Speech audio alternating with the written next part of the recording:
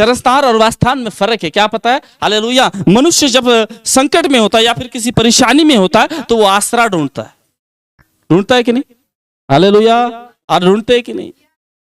हाँ, आपको पता है जब हमारा सब कुछ चला गया, जब मैं कर्जे में था, हमारा पूरा कर्जे में थे लोग, हम सब लोग, जब सब कुछ चला गया, घर चला गया, सब कुछ चला गया, पैसा नहीं, कुछ नहीं, हर तरफ हम भटक रहे थे, तो हम जगह ढूंढ रहे थे कहीं पे हमें रहने के लिए जगह मिल जाए वहां, और जो जगह हमें मिली वो शरण स्थान हो गया कुछ समय के लिए।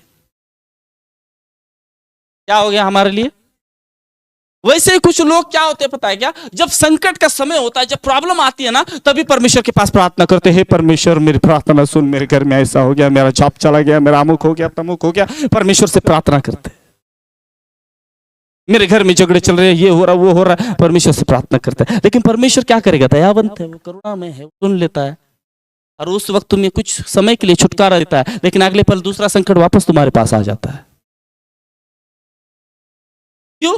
क्योंकि तुमने परमेश्वर को शरण स्थान बनाया कुछ समय के लिए, एक किसी स्पेसिफिकली एक किसी चीज के लिए, तुमने एक किसी हालेलुया बात के लिए, किसी मांग के लिए तुमने परमेश्वर को कुछ समय के लिए तुमने परमेश्वर को क्या बनाया? Hallelujah, hallelujah.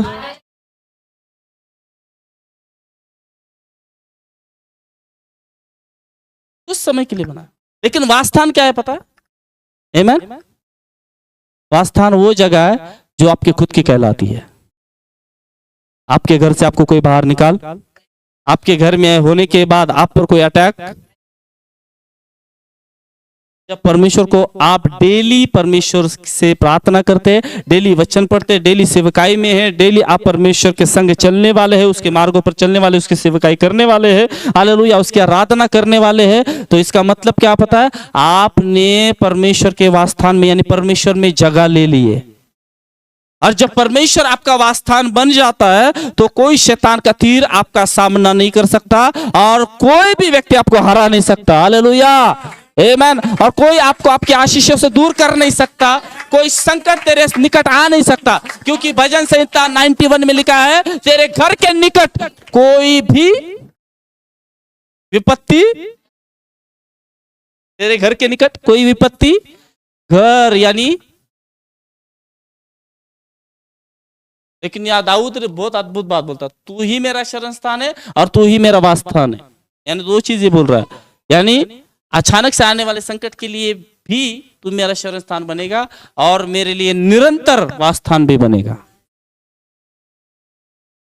तो जब अगर तुम्हें सुरक्षित जगह किसी को बनानी है तो परमेश्वर को बनाओ।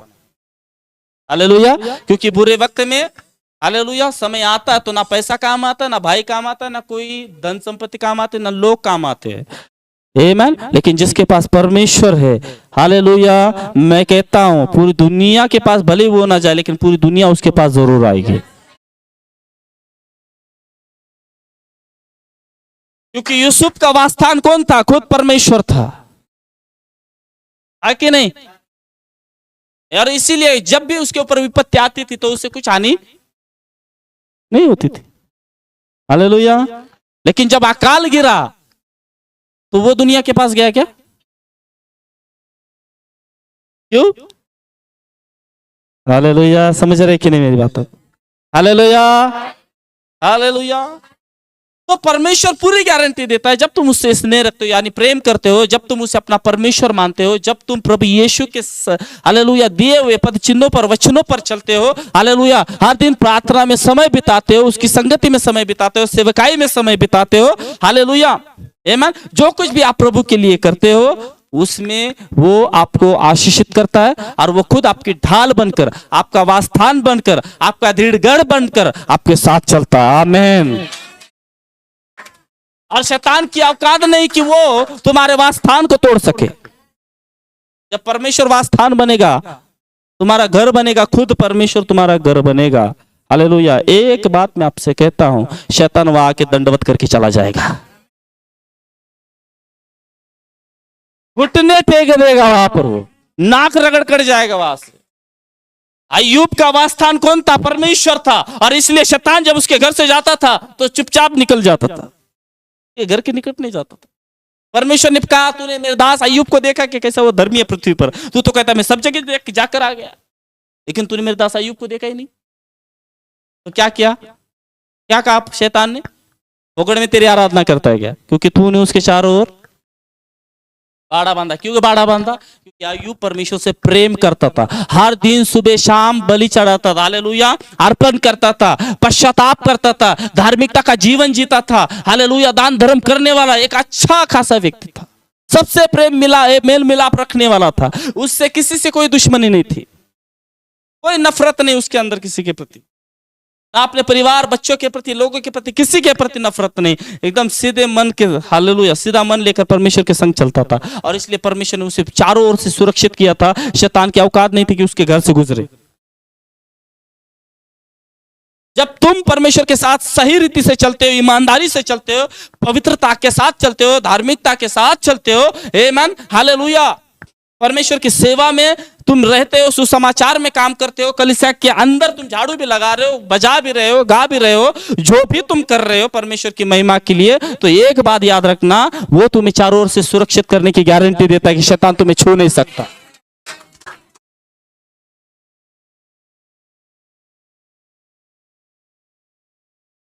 वो छू ही नहीं पाएगा तुम्हें। यीशु ने ऐसे ही नहीं कहा कि तुम प्राण घातक प्याला भी पियोगे तो तुम्हें कुछ हानि